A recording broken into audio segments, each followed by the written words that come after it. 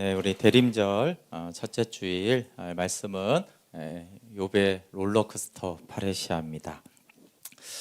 파레시아란 말을 저희 교회 많이 썼는데 그 의미에 대해서 아마 들은 적이 좀 오래돼서 파레시아라는 단어가 어떻게 쓰여졌는지를 먼저 좀 설명하려고 하는데요. 그리스 문화에서는 이 파레시아라는 헬라어가 발언할 수 있는 권리였어요. 지금은 뭐 당연히 발언할 수 있는 게 당연하지만 당시에는 이제 노예들이 대부분이었잖아요. 그러니까 노예들은 발언권이 없었어요. 그래서 이제 시민만이 이제 발언을 할 수 있었죠. 그래서 이 파레시아는 요즘 말로 하면 이제 투표할 수 있는 권리, 발언할 수 있는 권리. 그래서 이거 굉장한 대단한 권리였습니다. 그래서 이제 그리스 문화에서는 이것이 발언할 수 있는 특별한 권리였고, 두 번째 그럼 이제 유대교에서는 이게 어떻게 사용이 됐냐면 자기의 의로운 행위로 하나님께 나아가는 권리로 사용이 되었어요. 그 왜 그러냐 하면은 이제 BC 164년 이후부터 이제 후기 유대교라고 하는데 167년에 성전에서 이제 돼지피가 뿌려지고 제우스 신을 섬기는 그런 비극적인 일이 일어났는데, 뭐 이런 성전 파괴나 이런 것들은 있어 왔는데 이때부터의 이제 문제는 뭐냐면 제사장들이 완전히 타락했어요. 원래 제사장은 아론부터 이렇게 쭉 내려왔는데 이제 그냥 제사장직을 이제 돈으로 살고 파는 매관매직이 일어난 거예요. 그러니까 이제 이스라엘 백성들이 봤을 때는 야, 저 제사장이 타락했다. 그러니까 이제 원래 제사를 통해서 율법을 지켜서 하나님께 나아가야 되는 것인데 이제 그 기능이 이제 상실된 거예요. 그러면서 이제 나타난 것이 이제 예수님 시대의 유명한 바리새인들과 사두개인들이 이제 그때 등장합니다. 야, 저거 이제 믿을 수가 없다. 저 제사장들 타락했으니까 우리는 이제 우리가 직접 모세의 율법을 지켜서 이 율법을 지켜서 하나님께 나아가자. 이렇게 이제 등장한 것이 특별히 바리새인들입니다. 그래서 이제 바리새인들이 주장했던 것이 뭐냐면 우리가 이 하나님의 말씀을 다 지켜 행하면 우리의 의로 우리가 하나님께 나아갈 수 있다. 그러면 하나님이 우리를 만나주시고 우리를 돌봐주신다. 이렇게 했던 거예요. 그래서 이제 누가복음 18장 9절에 보면 바리새인이 이렇게 기도를 해요. 하나님, 나는 저 세리와 다릅니다. 나는 이렇게 금식을 했고 나는 이렇게 11조를 드리고 이렇게 이제 기도하는 이유가 뭐냐 하면은 하나님, 저는 하나님께 나아갈 수 있는 그런 자격을 갖추고 제가 지금 하나님께 나왔습니다. 이렇게 말하는 거예요. 그러니까 나는 근데 저 세리하고 다릅니다. 저 세리는 자기 의로 하나님을 만날 수 없잖아요. 그렇죠? 그래서 이제 그 기도가 나오는 것입니다. 그런데 이제 기독교에서는 파레시아가 히브리서에서 아들을 힘입어 하나님께 나아가는 권리입니다. 4번이 나오는데 내용적으로는 히브리서 7장 24절 25절에 예수는 영원히 계심으로 그 제사장 직분도 갈리지 아니하느니라. 그러므로 자기를 힘입어 하나님께 나아가는 자들, 이게 이제 파레시아죠. 아들을 힘입어 하나님께 나아가는 이 권리를 가지고 나오는 자들을 온전히 구원할 수 있나니 이는 그가 항상 살아계셔서 그들을 위하여 간구하심이니라. 이렇게 말씀했어요. 그러니까 바리새인들의 그들이 아무리 율법을 지켜도 로마서에 보면 자기 의는 하나님의 의에 복종하지 않잖아요. 그렇죠? 그래서 그 자기 의로 자기 행위로 하나님께 나아갈 수 없다. 그러면서 오직 예수 그리스도의 의를 힘입어 하나님께 나아가는 것이다 라고 하면서, 근데 뒤에 그러면 아들을 힘입어서 하나님께 나아가면 어떻게 되냐 그러면 아들이 그들을 온전히 구원하신다. 왜냐하면 그들을 위해서 기도하기 때문이라는 약속이 주어졌습니다.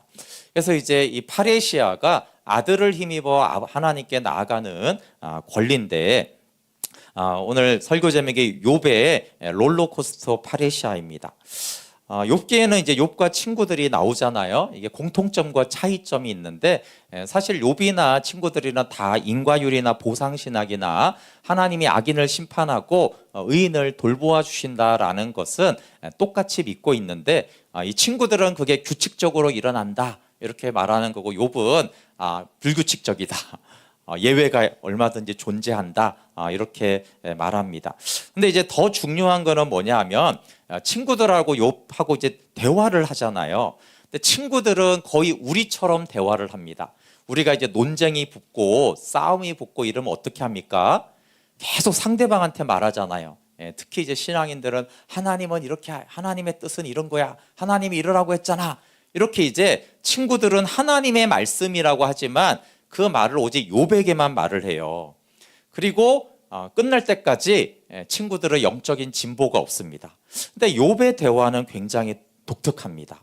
욥은 친구들하고 논쟁을 하고 있는데 친구들한테 말하면서 동시에 하나님께 계속 말을 해요. 이게 실제로 벌어지면 되게 이상한 좀 대화입니다.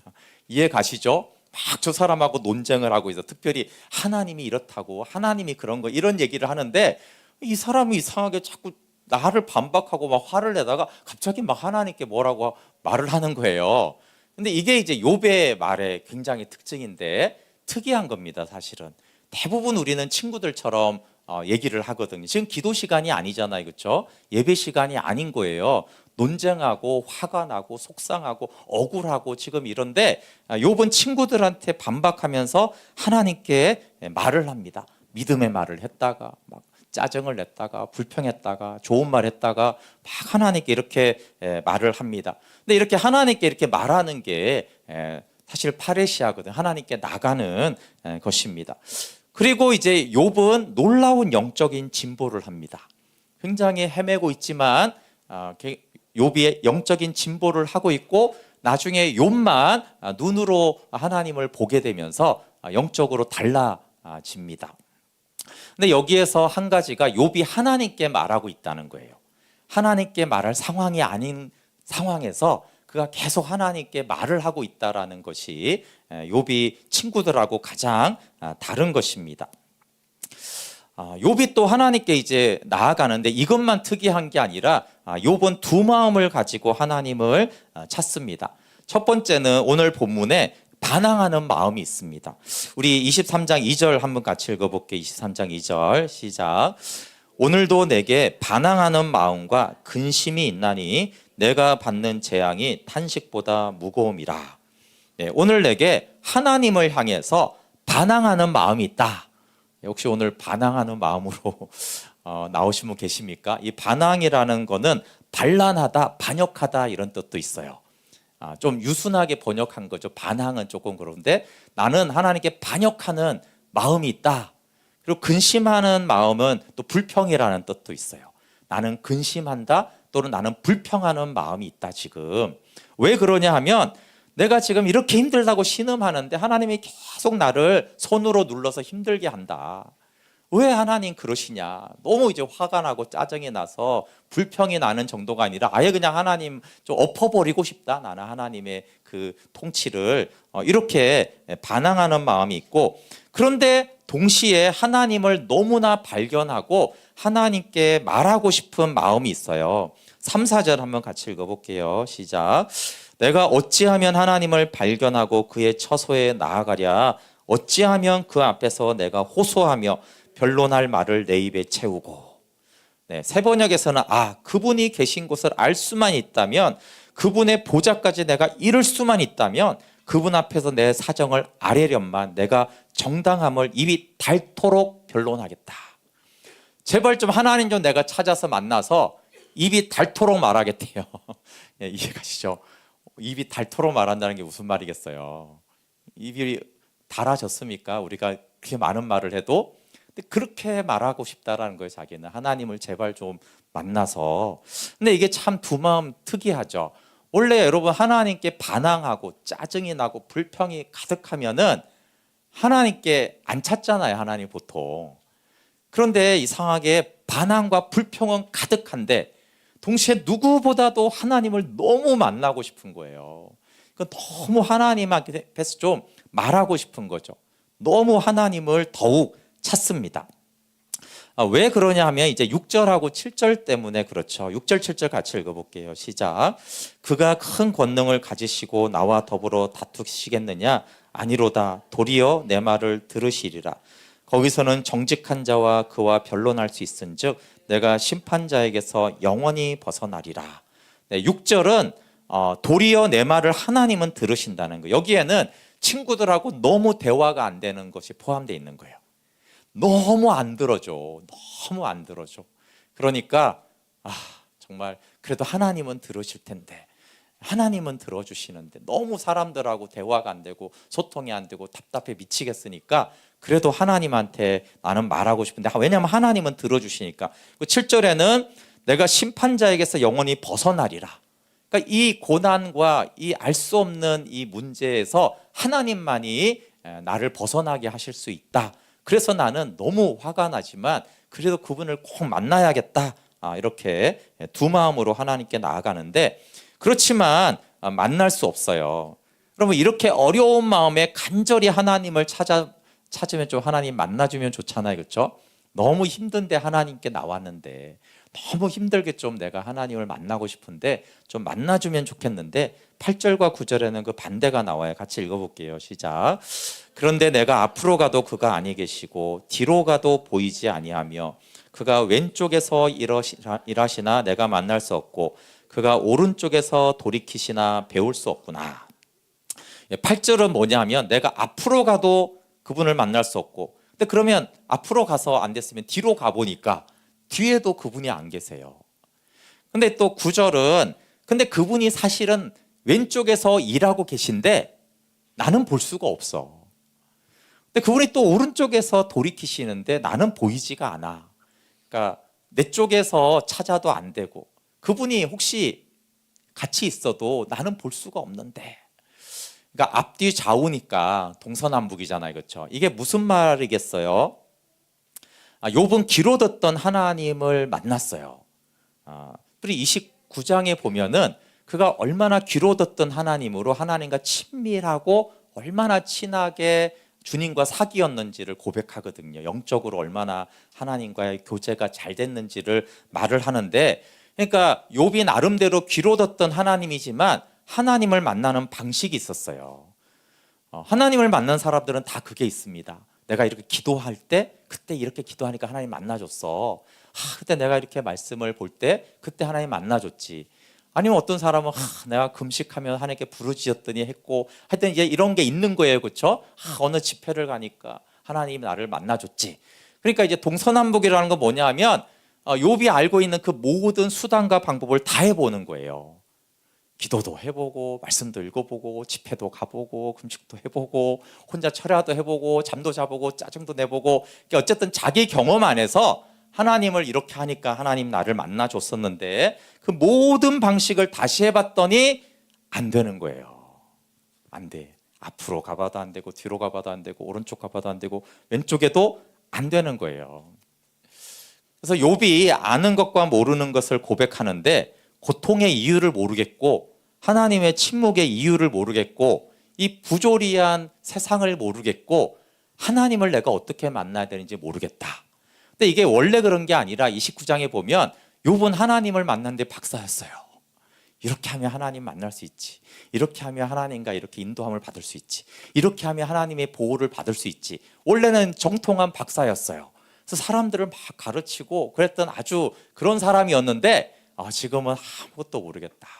하나님을 어떻게 교제할 수 있어요? 그러면 몰라. 이렇게 이제 하는 거죠. 그런데 다 모르겠는데 오직 한 가지 아는 것이 있는데 그걸 이제 10절에 고백합니다. 같이 한번 10절 읽어볼게요. 시작. 그러나 내가 가는 길을 그가 아시나니 그가 나를 단련하신 후에는 내가 순금같이 되어 나오리라. 네. 그래도 욥이 믿음이 있죠. 그렇죠?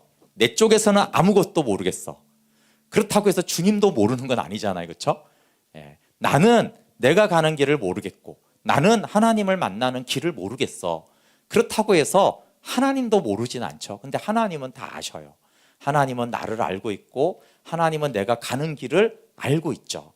그거는 내가 알고 있다. 그러나 내 편에서는 아무것도 모르겠다. 근데 여러분, 내 편에서 아무것도 모른다고 해서 하나님도 모른다 그러면 안 된다는 거예요. 내 편에서는 막막해도 하나님은 아시고 나는 길을 모르겠어도 하나님은 길이 있고 나는 캄캄해도 하나님은 빛이시라는 그 믿음은 욥이 놓지 않고 내 절망과 별개로 하나님은 아시고 하나님은 길이 있지라고 믿고 고백하는 것입니다. 동시에 또 욥은 절망과 소망을 해요. 욥은 다시는 내가 행복을 보지 못할 거야. 난 죽을 거야. 그리고 죽고 싶어. 이러면서 끝없는 절망을, 죽음을 얼마나 기뻐하는지 끝없는 절망과 함께 소망이 뭐예요? 근데 보통 이렇게 절망하면 소망이 없는데, 소망은 그럼에도 불구하고 그분이 나를 정금같이 하시려고 테스트하고 있다. 그래서 안 맞는 말을 하죠. 곧 죽을 건데 무슨 소망이 있어요. 근데도 곧 죽을 거고 죽고 싶지만, 그렇지만 하나님, 그건 내 쪽의 입장입니다. 근데 하나님 편에서는 나를 정금같이 하실 거야. 이건 테스트야 라고 말해요. 근데 정말 고난이 있으면 이렇습니다. 여러분, 하나님이 나를 정금같이 하시니까 나는 소망이 있어. 이거는 좀 덜 힘들어서 그런 거고요. 아무리 하나님의 뜻을 알아도 너무나 고통이 심하면 내 쪽에서는 절망인 거예요. 그렇지만 또 욥이 구분하잖아요. 내 쪽에서 절망이라고 해서 하나님도 절망은 아니다라는 거예요. 그분은 나를 아시고 나를 세우시기 위한 테스트로 나를 이끄시고 있다라는 이 상반된 믿음이 있습니다. 이런 상태에서 계속 하나님을 만나러 나가는데 만나지 않으면 포기할 건지 그래도 찾을 건지 결정을 해야 되는데, 욥은 만날 수 없는 하나님을 만나러 끊임없이 나갑니다. 그래서 욥의 파레시아를 메마른 파레시아라고 말할 수 있어요. 그래서 욥의 파레시아의 특징은 하나님과의 만나지지 않는, 생명의 교제도 안 되고 기쁘지도 않고 평안하지도 않고 은혜도 누리지 못하는 만남입니다. 그래서 야고보서가 욥의 인내를 말을 해요. 인내. 저는 이제 그냥 야고보서 예전에 욥의 인내를 했을 때 욥이 고난을 인내했지 이렇게 생각했는데, 이번에 묵상하면서 좀 다른 거는 욥이 파레시아를 인내했구나. 이거 때려치고 싶은 생각이 얼마나 많았을까요? 그만하자. 근데 욥은 계속 하나님을 찾는 거예요. 너무나 인내하면서 계속 하나님을 찾습니다. 그래서 욥의 인내와 믿음은 하나님께 나아가는 이 파레시아를 중단하지 않는 인내를 그가 하고 있습니다. 귀로 듣던 하나님에 대한 믿음으로 하나님께 나아갑니다. 우리 그 앞에 19장 25절 한번 찾아서 같이 읽어볼게요. 19장 25절에 이렇게 말합니다. 내가 알기에는 나의 대속자가 살아계시니 마침내 그가 땅 위에 서실 것이라.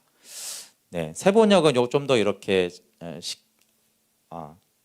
네, 이게 아닌데 그 다음이군요. 죄송합니다. 세번역에서는 내 구원자가 살아계신다. 나를 돌보시는 그가 땅 위에 우뚝 서실 것이다. 그러면서 계속 하나님을 대속자라고 하면서 나를 돌보시는 분이라고 얘기해요. 그러니까 안 돌보고 있는 것 같은데 하나님은 여전히 나를 돌보고 있다.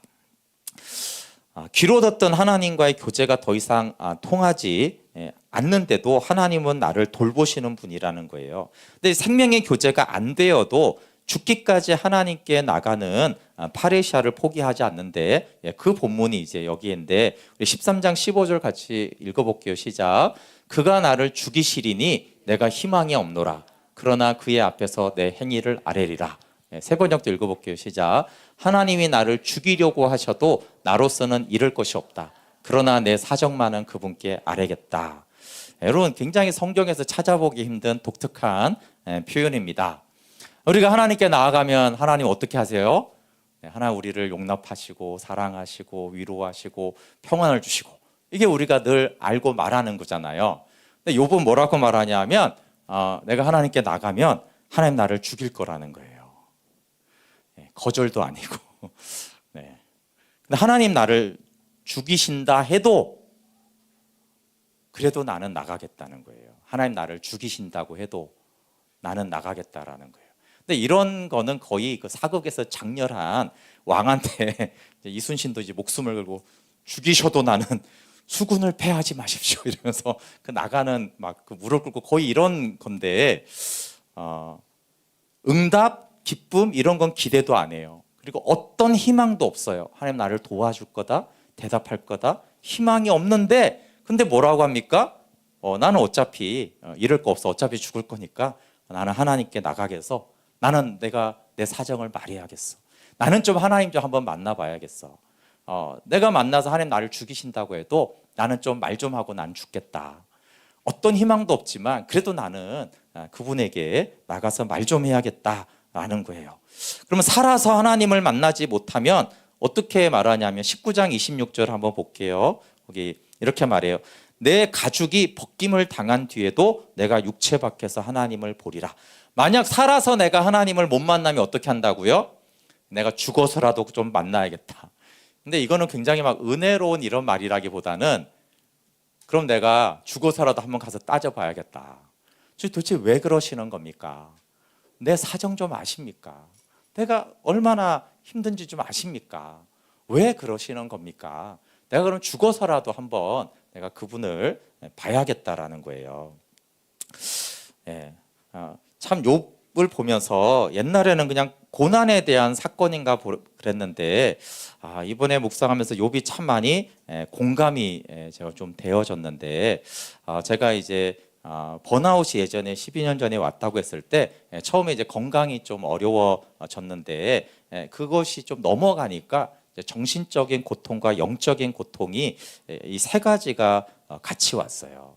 근데 욥이 이 세 가지를 다 겪고 있거든요. 영적으로는 하나님과의 만남이 안 돼, 정신적으로는 우울과 두려움과 분노가 너무 많고 몸은 뭐 말할 수 없이 고통스러운데 이 세 가지 중에서 무엇이 가장 힘들까 할 때 사실 정답은 없는데 욥의 경우에는 영적인 고통이 가장 힘들어요.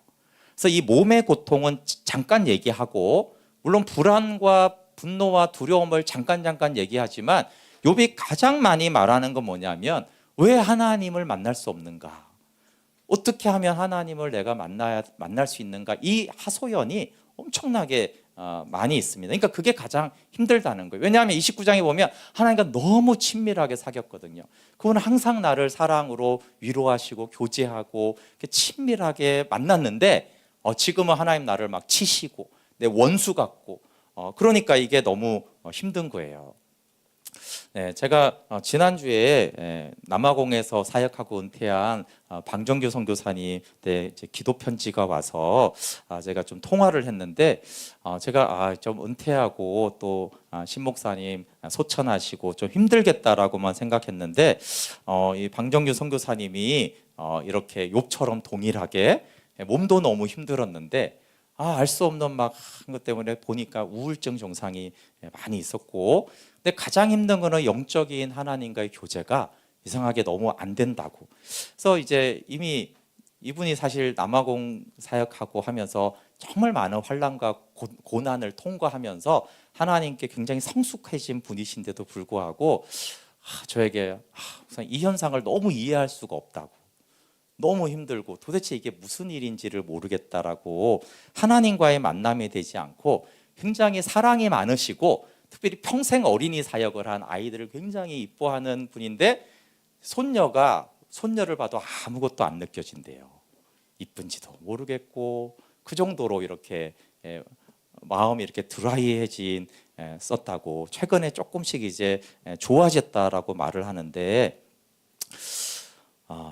가장 큰 고통은 영적인 고통이라고 하는 거예요. 물론 이 세 가지가 합쳐진 것이기 때문에 가장 힘든 것이죠.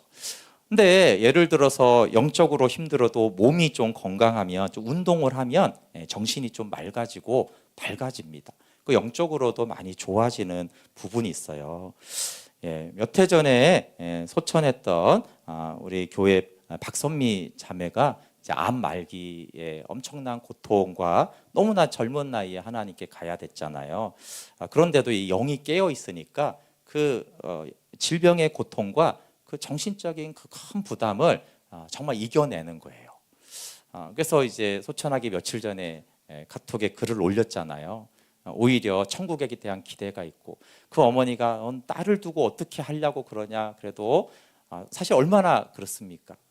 남편과 어린 딸을 두고 그래도 하나님께 나는 맡기겠다고 하면서 오히려 그 마지막에 가졌던 게 뭐냐면 믿지 않는 가족들 예수님 믿게 하려고 그게 이제 마지막 기도고 그래서 이렇게 만남을 가지면서 그 가족들에게 하나님 믿어라, 예수님을 믿어야 된다고 이랬어요.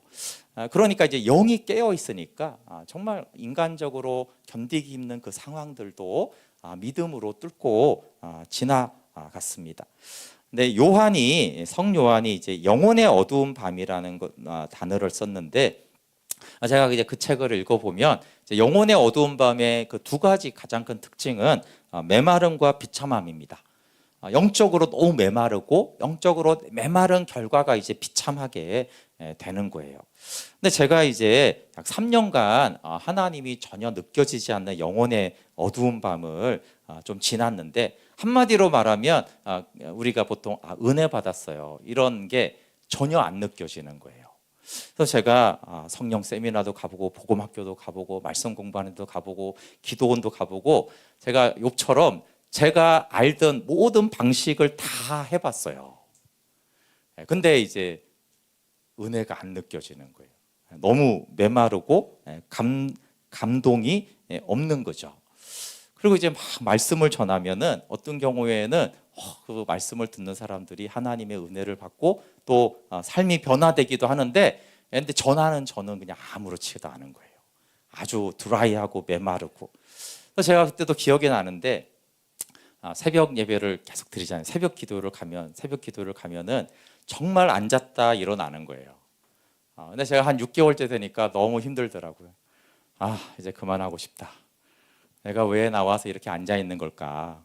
도대체 이 기도는 무슨 의미가 있는 걸까? 그냥 그만하는 게 낫지 않을까? 그래서 기도를 하거나 말씀 묵상을 하거나 심지어 예배조차도 이제 중단하고 싶은 마음이 드는 게 이해가 되죠. 그럼 만나지지 않는 하나님을 만나려고 끊임없이 나가 보았습니까? 아무리 기도해도 응답도 없고 대답도 없고, 아무리 말씀을 묵상해도 무슨 생명의 교제는 도대체 뭐라는 거야? 도대체 그딴 게 뭐야? 헌신하고 봉사해 봤는데 열정도 안 생기고 체험도 안 생기고 보람도 없고, 그런 봉사들을 이렇게 중단하는 모든 이유들 중에 사실은 메마른 거예요. 메마른 거죠. 뭔가가 나와야 되는 거잖아요. 인풋이 있으면 아웃풋이 있어야 되는데. 근데 이제 그때 제가 한 8년 전에 그 김해 이제 복음 생명 캠프를 갔었는데, 그때 이제 서 목사님이 이렇게 좀 소개 좀 하라고 그래서 제가 이렇게 소개했어요. 서영서 목사님은 복음을 통해서 어떻게 생명을 누리는지 전문가이신데, 저는 그게 왜 안 되는가의 전문가입니다. 몇 년째 계속 탐구하고 있습니다. 왜 생명은 누리지 못하게 되는 것일까? 왜냐하면 이제 말씀 묵상을 계속 하지만 생명의 교제가 잘 안 되니까 어려운 거죠. 근데 이제 제가 그 캠프에서 하나 유독 어떤 말씀을 마음에 좀 두셨냐면, 예레미야서의 새 언약을 얘기하면서 구약에서 새 언약의 유일한 조건 규정은 하나님을 알기 위해서 말씀 앞에 나가는 딱 한 가지라는 거였어요. 근데 신약에 보면 너무 하라는 게 많잖아요. 근데 구약에서는 딱 하나만 얘기하더라고. 예수 그리스도가 오시면 한 가지를 너희가 해야 된다라고 해서 그게 너무 저한테는 좋았어요. 내가 신약을 보니까 너무 부담이 됩니다. 이것도 하라고 그러고 저것도 하라고. 팔복 같은 거 얼마나, 산상수는 너무 어렵잖아요. 주님, 저 너무 이거 무거운 짐인데 이거 파레시아를 행하라고 하니까 그거 하나는 제가 하겠습니다. 생명의 교제가 되든 안 되든 내 편에서 할 일은 하나님께 나아가는 것이다. 그래서 욥의 이 메마른 파레시아가 너무 이해가 가고, 또 제가 격려를 많이 받았어요. 그때 내가 결정을 잘했구나. 욥이 너무나 메마른 파레시아를 중단하지 않는 거예요. 그 정도면 할 만도 했는데, 그 정도면 그만해도 되고 때려쳐도 될 것 같은데 계속 하는 것이죠. 나는 안 되지만 주님은 나를 아시고 주님은 나의 길을 아시니까 그래도 여호와는 나의 목자다. 제가 월삭 때 사망의 음침한 골짜기를 다녀도 여전히 그분은 목자다라고 했는데, 내 쪽에서는 사망이고, 보세요, 사망의 음침한 골짜기에서 목자가 보이겠습니까? 안 보이죠. 근데 그 목자는 나를 보고 있다라는 거예요. 내 쪽에서는 목자가 안 보이지만, 근데 양의 특징을 아시잖아요, 그렇죠? 원래 양은 자기 길을 몰라요. 시야가 보여야 되잖아요. 1, 2m 보인대잖아요. 그렇죠? 1, 2m 보이는 양이 무슨 자기 길을 알겠어요. 근데 목자는 이제 저 멀리를 알고 지리 감각도 다 있으니까 알지만, 그러니까 나는 모르는데 목자는 안다. 이게 이제 다윗의 고백인데 욥도 마찬가지인 거예요. 자기는 안 보이는 거예요. 1mm 앞밖에 안 보이는데 뭐 어디로 어떻게 가야 될지 어떻게 알겠어요. 그러나 목자는 여전히 나를 아신다. 나머진 다 모르겠고 안 되는데 하여튼 목자가 나를 아니까 나는 죽을 때까지 하나님께 나가다가 죽겠다. 그리고 혹시 내가 살아서 못 만나면 내가 죽어서라도 그분을 좀 만나겠다. 이렇게 말을 하는 거예요. 일반적인 파레시아를 권면하니 보통은 그렇지 않습니까? 서현서 목사님도 그렇고 복생 때 이렇게 견정자들이 대부분 하는 말은 그렇잖아요. 여러분, 제가 하나님 이렇게 말씀 묵상을 하고 생명의 교제를 하면서 하늘에 속한 기쁨이 누려지고 이 문제가 다 제가 극복하게 됐습니다. 너무 좋습니다. 여러분 하십시오. 이렇게 보통은 합니다. 성경도 사실은 그 입장을 지지합니다. 로마서 5장 1, 2절에 보면은 믿음으로 의롭다 하심을 받았으니 예수 그리스도로 말미암아 하나님과 화평을 누리고 이 은혜에 들어감을 얻었으니 은혜에 들어가서 하나님의 영광을 바라고 즐거워하라. 그러면 우리는 환난을 기뻐하게 된다. 네. 이렇게 말하잖아요. 그렇죠? 이게 이제 하나님도 우리가 왜 하나님과 교제해야 되는지에 대해서 복음을 통해서 하나님과 교제해야 되는지 한 성경의 권면입니다. 예수님도 영원토록 이런 생명의 교제, 아버지 안에서 춤추며 하나님을 기뻐했습니다. 그렇지만 십자가의 파레시아가 또한 있습니다. 우리가 잘 알듯이 십자가에서 나의 하나님 나의 하나님이 어찌하여 나를 버리셨나이까 라고 하나님 자기를 거절하고 버리실 때에도 내 영혼을 아버지 손에 부탁합니다 라는 십자가의 파레시아가 있습니다. 그러니까 일상적으로는 하나님과의 교제가 우리에게 평안과 기쁨을 주는 것은 사실이지만 이 십자가의 파레시아가 있었어요. 거절당하고 버림당해도 나는 하나님께 나를 맡기겠습니다. 근데 이제 욥기가 이 파레시아를 계속 말하는 거예요. 계속 거절당해요. 만날 수 없어요. 대답하지 않아요. 희망은 없어요. 오히려 하나님 만나면 나를 죽이실래나? 그러고 기도한 적 있습니까? 보통 별로 없잖아요. 그렇죠? 나를 만나 하나님 나를 죽이시겠지? 그래서 나를 한번 만나봐야겠다. 거절당하지만 하나님께 파레시아를 준행한 대표적인 믿음의 사람이 욥입니다. 아무리 해도 생명의 교제는 안 되고 아무리 해도 하나님의 영광은 못 보겠고 아무리 해도 기쁨이 없어요. 그렇지만 대속자는 살아계시고 나를 돌보고 계시며 나는 하나님께 나가겠다라고 말합니다. 그래서 이 욥의 메마른 파레시아를 요한은 영혼의 어두운 밤이라고 했고 잔느기 용은 그 시기를 겨울나무라고 했어요. 지금 겨울이 되는데 겨울나무하고 봄나무하고 다르잖아요. 그렇죠? 그래서 메마르고 비참하지만 계속 하나님께 나아가는 파레시아를 준행합니다. 근데 원래 생명의 교제는 느낌으로 하는 게 아니라 믿음으로 하는 것입니다. 탕자의 느낌으로는 아버지의 잔치에 참여하지 못합니다. 오직 탕자의 믿음으로만 아버지의 잔치에 참여할 수 있어요. 왜 그러냐 하면은 아기는 부모의 마음을 모르잖아요. 그래서 믿음으로 또 부모의 기쁨을 받아들이는 거죠. 제가 이제 우리 쉐마학당에서 로드십을 이렇게 전해 보면은 여기 아이들이 있지만 아이들은 부모의 마음을 정말 몰라요. 그러니까 부모가 어떤 마음으로 그런 걸 해주고 제공하고 이렇게 하는지를 정말 몰라요. 그러니까 아이들의 느낌이죠. 느낌은 그렇죠? 부모가 왜 밥을 해주고 막 공부를 하라고 하는지에 대해서 이유를 모르는 거예요. 느낌은 어때요? 그러니까 믿음으로 부모님 나를 사랑해서 이렇게 공부를 시키는구나 이렇게 믿음으로 알아야 되는 거죠. 그리고 하나님께 나아가는 정답을 우리는 잘 압니다. 그래서 청년 때부터 예배와 찬양에 관심이 많아서 어떻게 예배하는가, 영과 진리로 예배해야 되잖아요, 그렇죠? 아들을 힘입어 또 감사함으로 그 문에 들어가며 찬송함으로 그 궁정에 들어가고 또 막 성막에 이렇게 뭐 번제단부터 해서 지성소까지 가고 다윗의 장막이 있고 성경에는 수없이 어떻게 하나님께 나아가는지에 대해서 말하고 있어요. 정답이 있어요. 근데 욥기는 독특하게 3장에서 37장에 되는 많은 분량 동안에 그런 걸 하나도 얘기하지 않아요. 롤러코스터를 얘기합니다. 오늘 본문만 봐도요, 여러분 10절에서 나의 길을 그가 아신다. 그러니까 굉장히 믿음이 있는 것 같잖아요, 그렇죠? 그럼 나의 길을 그가 아시나니 이렇게 했으니까 어떻게 해야 돼요?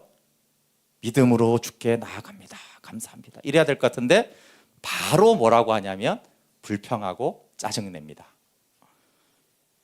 감정이 다시 요동쳐요. 두려워하고 막 불평합니다. 그리고 욥기 전체로도 1, 2장을 보시면 이 욥이 얼마나 놀라운 파레시아를 하는지 모릅니다. 그렇지 않습니까? 모든 소유를 잃고 10명의 자녀가 한날에 다 죽었어. 근데 어떻게 하나님께 나가서 이렇게 말합니다. 주시니도 여호와시요 거두시니도 여호와시니 찬송을 받으실지어다. 엄청난 파레시아를 하지 않습니까? 그리고 이제 너무 이제 고통 중에 아내가 하나님 욕하고 죽어라.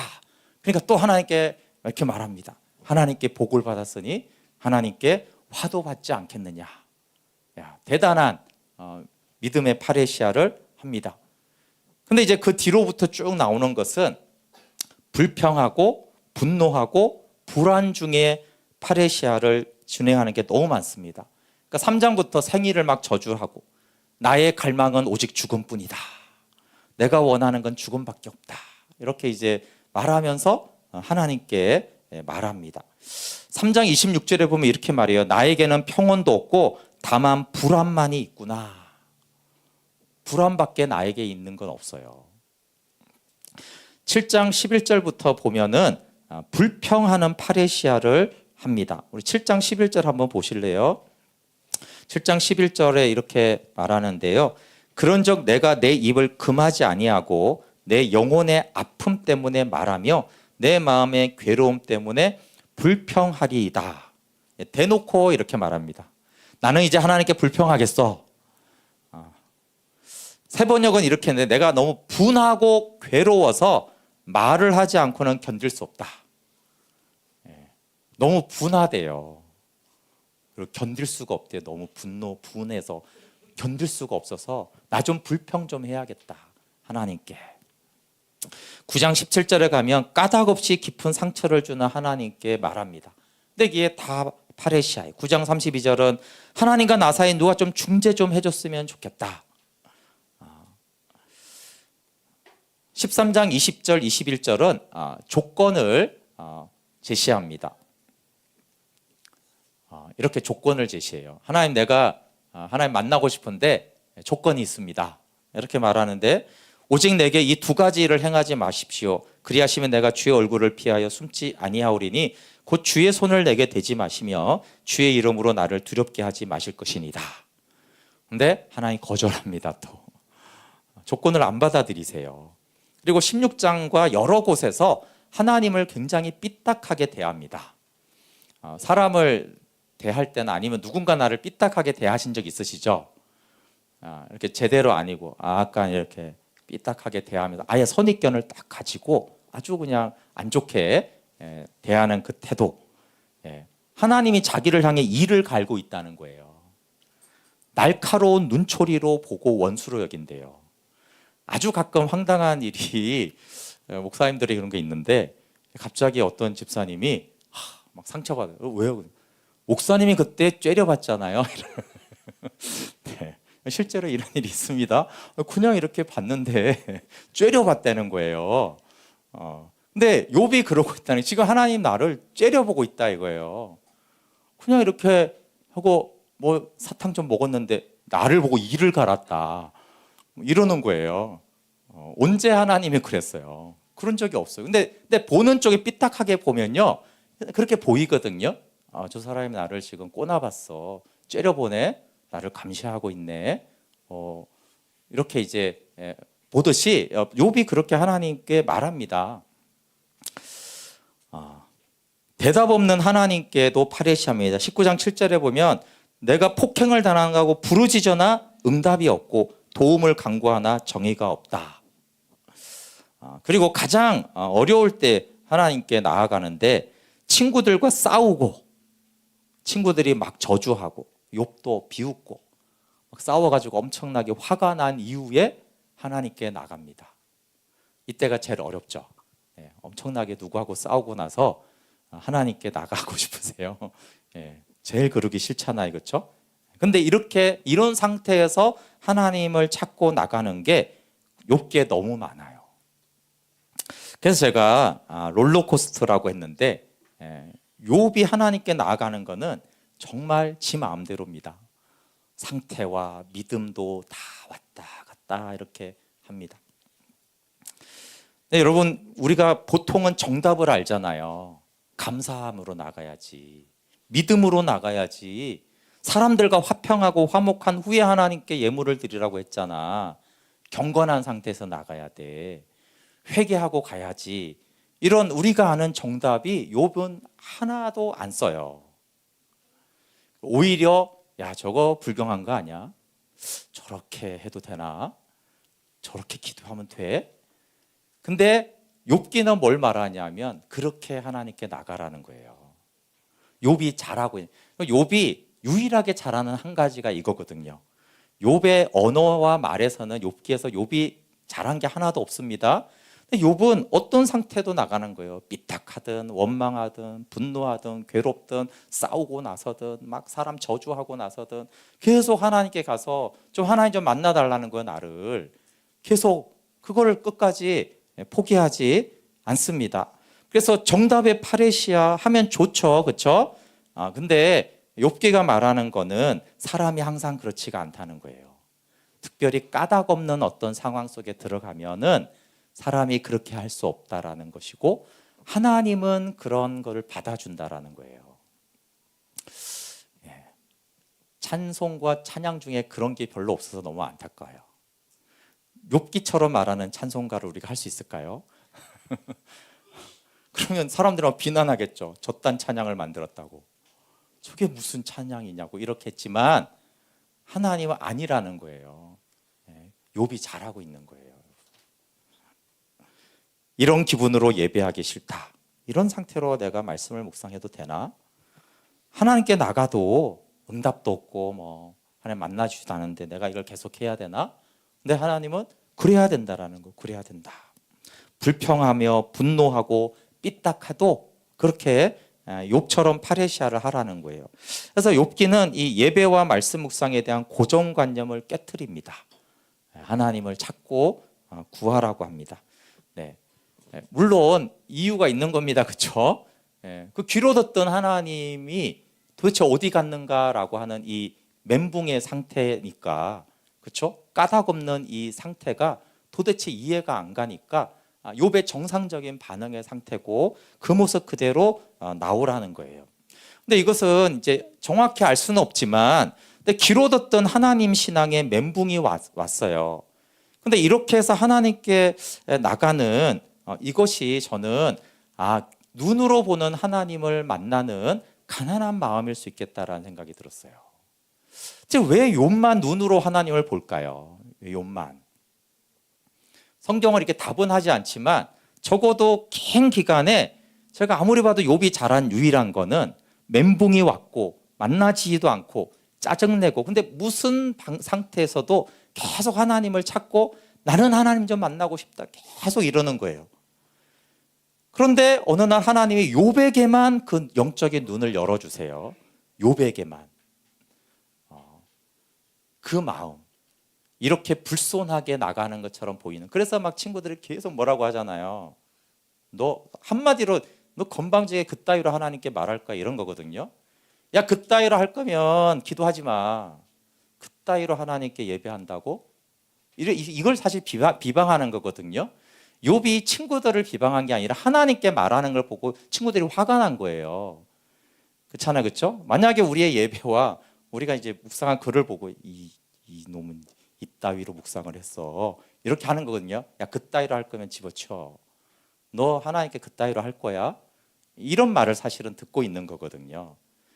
근데 이 상태가 하나님 보시기에 가장 좋은 상태라는 거예요. 이 멘붕이 왔을 때, 그리고 하나님은 그 욥, 그 상태, 그게 가난한 마음이다라고 하시면서 욥의 눈을 열어주십니다. 그래서 이 롤러코스터 파레시아는 멘붕의 파레시아라고도 할 수가 있어요. 우리 함께 찬양하고 기도하겠습니다. 네. 정답이 잘못됐다는 건 아닙니다.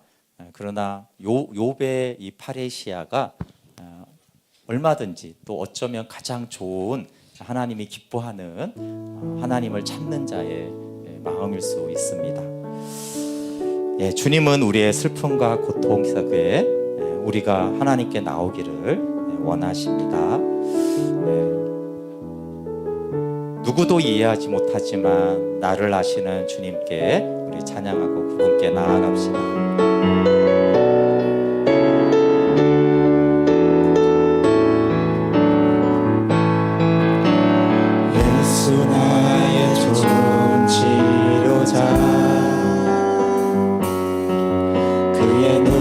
머무는 곳은 나의 슬픔과 고통 고개를 들어 그의 눈을 볼 때에 난 알았네. 예수 나의 좋은 치료자, 예수 나의 좋은 치료자, 그의 손길이 닿는 곳은 나의 상처와 아픔 영원히 흐를 같았던 눈물 다 묻었네. 예수 나의 치료자, 나 노래하리라. 전한 나를 돌아보신 그새 주를 찬양해. 하늘 닿는 곳까지 내 손 들리라. 예수 나의 치료자, 난 노래해. 나 노래하리라. 전한 나를 돌아보신 새 주를 찬양해. 하늘 닿는 곳까지 내 손 들리라. 예수 나의 치료자. 우리 함께 기도하겠습니다. 그럼 만약에 생각해 보세요. 욥이 너무나 화가 나고 불평이고 하나님 만날 수 없어서 하나님께 나아가는 것을 중단하고 포기했다라면 정말 욥이 눈으로 보는 그 하나님을 만날 수 있었겠습니까? 그럼 하나님이 만나주지 않을 때, 너무나 영적으로 메마를 때 우리가 정말 포기하기 쉽습니다. 이게 무슨 의미가 있는 것일까? 내가 계속 하나님을 찾고 구해야 하는 것일까? 근데 욥기는 강력하게 말합니다. 그럴수록 더 하나님을 찾아야 한다. 그 롤러코스터의 파레시아가, 그 멘붕의 파레시아가 아무 의미 없다고 여겨지는 그 파레시아 가운데 하나님이 욥의 눈을 띄워주셨다. 귀로 듣던 그 하나님, 절대로 알 수 없는 그 하나님을 알게 하는 그 길을 욥이 갔다라고 우리에게 격려하고 있어요. 그래서 내가 기도를 중단하고 하나님께 나가는 것을 중단하고 말씀 묵상을 중단하고 하나님을 그렇게 찾고 구했던 그것을 중단했던 것이 있다면 우리가 다시 주님, 내가 요동치더라도, 내가 왔다 갔다 하더라도, 내가 그렇게 믿음이 없을지라도, 심지어 하나님께 가서 불평을 할지라도 내가 하나님을 찾겠습니다. 죽기까지, 아니 죽어서라도 나는 그 하나님을 만나야겠습니다. 주님, 저의 눈을 열어주십시오. 이렇게 우리 욥이 갔던 그 파레시아를 이렇게 준행하겠습니다. 같이 기도하겠습니다. 하나님, 정말 메마른 파레시아는 너무나 힘든 일입니다. 하나님, 욥이 지독한 육체의 고통과 그 정신적인 하나님 암흑보다도 하나님을 만날 수 없습니다.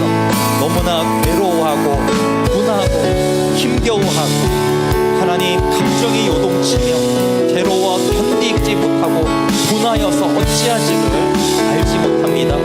주님, 그래도 욥이 주님을 찾고 나는 좀 하나님 좀 만나야겠다, 나는 좀 하나님께 가서 내 사정을 좀 얘기해야겠다, 하나님 내가 죽기까지, 아니 내가 죽어서라도 내가 그 하나님을 나는 좀 만나야겠다. 친구들과 싸우고 친구들이 자신을 비방하고 친구들에게 저주를 퍼붓고 나서라도 또 하나님께 나아가서 하나님 좀 만나 주십시오.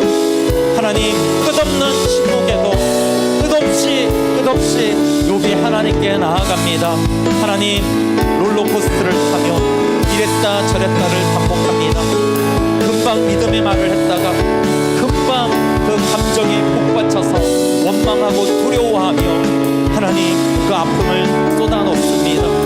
하나님, 그래도 하나님이 욥을 사랑하시고 욥이 하나님께 나오게 하셨고 욥의 눈을 열어주셔서 귀로 듣던 그 하나님을 눈으로 보게 하였습니다.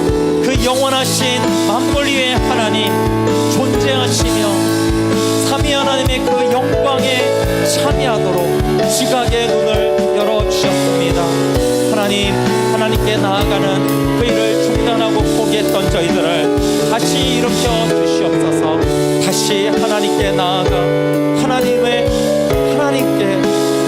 자신의 마음을 쏟아놓게 하여 주시옵소서.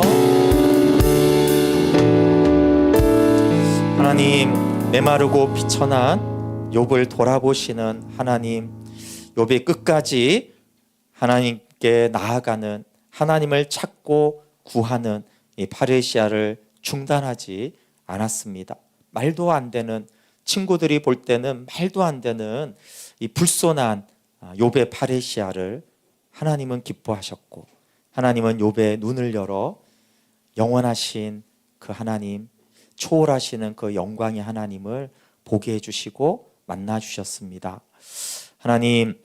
하나님과의 영적인 친밀함이, 또 영적인 사귐이 이루어지지 않아서 포기했던 하나님과의 교제를 다시 그리고 끊임없이 준행할 수 있도록, 죽기까지 포기하지 않도록 우리를 붙잡아 주시옵소서. 예수님의 이름으로 기도합니다. 아멘.